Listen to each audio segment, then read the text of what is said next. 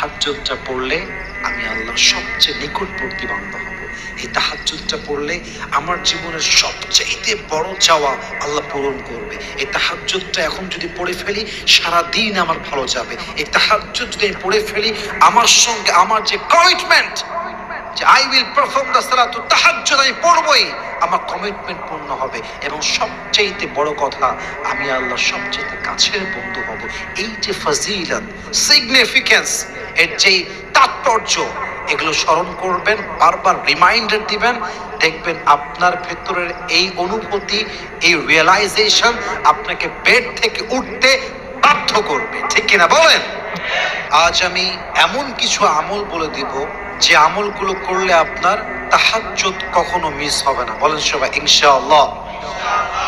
তাহাজ্জুদ কখনো মিস না হোক। তাহাজ্জুদ প্রতিদিন আমরা পড়ি, প্রতিদিন আমরা উঠি, জিকির করি, তাহাজ্জুদ পড়ি, রবের কাছে দোয়া করি, আমাদের মনের বাসনা, আকাঙ্ক্ষা, চাওয়া পাওয়া সব আল্লাহর সামনে সেজদায় লুটিয়ে তাহাজ্জুদের জায়নামাজে বলি।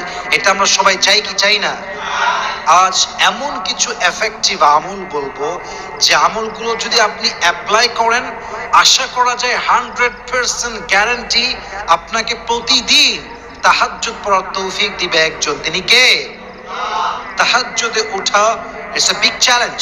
অনেকে আমরা হাজার চেষ্টা করেও ব্যর্থ হই। অনেকে আমরা হাজার চেষ্টা করলে তাহাজ্জুদ তো দূরের কথা ফজরটাও পড়তে পারি না। অতএব আজকে আমরা জেনে নিব কোন আমলগুলো করলে রেগুলার বেসিসে আমরা তাহাজ্জুদটা কন্টিনিউ করতে পারবো। বলেন সবাই ইনশাআল্লাহ। এক নাম্বার আমল বলছি, একটু মনোযোগ দিয়ে শুনবেন।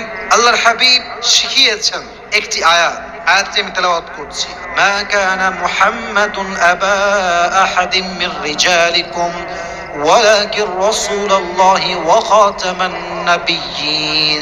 সূরা আল আহজাব আয়াত নাম্বার 40।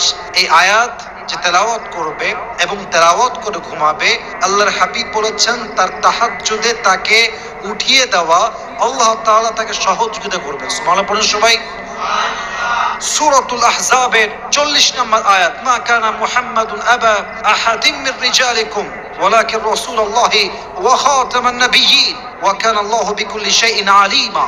এই আয়াতটা তেলাওয়াত করে ঘুমাবেন। আরেক হাদিসে আসছে সূরা মুলক তেলাওয়াত করবেন।